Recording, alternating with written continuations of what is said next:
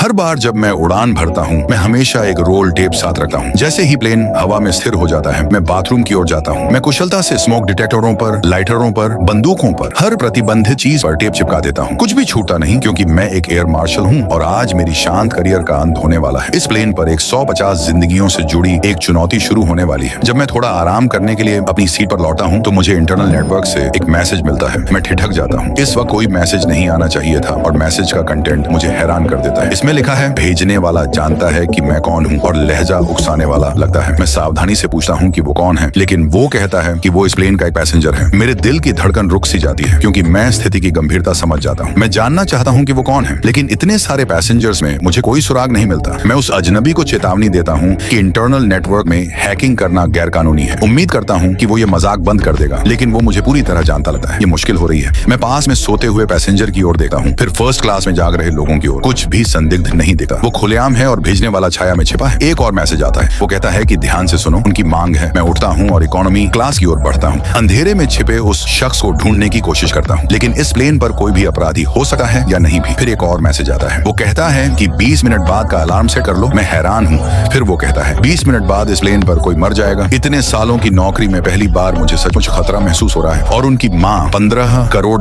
अब वो account details भी दे देते हैं। मैं हंस पड़ता हूँ। मेरे पास $15 करोड़ देने की कोई ताकत नहीं है। पास में बैठी एक महिला जाग जाती है और मेरे अजीब व्यवहार को नोटिस करती है। एक और मैसेज, 20 मिनट में फंड्स कंफर्म करो वरना कोई मर जाएगा। मैं बस अलार्म सेट कर सकता हूँ। फिर मैं इकोनॉमी क्लास जाता हूँ। एक आदमी को गहरी नजर से देखता हूँ। वो समझ जाता है। हम दोनों इकोनॉमी किचन एरिया की ओर जाते हैं। मैं संकोच के साथ अपने पार्टनर से पूछता हूँ, मजाक बंद करो, तुम्हें शांत होना चाहिए पार्टनर। मैं 25 साल तक ऑपरा हूँ। मैं तुम जैसे आदमियों को जानता हूँ। मेरे जैसे आदमी सख्त प्रोटोकॉल फॉलो करते हैं। हमें अभी बात भी नहीं करनी चाहिए। ये सिक्योर नेटवर्क है जैक। तो फिर तुम किस बारे में बात कर रहे हो? मैसेज देखने के बाद मेरा पार्टनर अपना फोन दिखाता है। सचमुच हेडक्वार्टर्स के अलावा कोई और कम्युनिकेशन नहीं है। एक बार पुष्टि होने पर मैं इसे गंभीरता से लेता हूँ क्योंकि ये बड़ा केस है। ऐसी घटनाओं में सबसे पहली प्राथमिकता इमरजेंसी लैंडिंग होती है, लेकिन मेरा पार्टनर सलाह देता है कि अभी अलार्म न मचाओ। मैं उसकी सलाह को नजरअंदाज कर देता हूँ।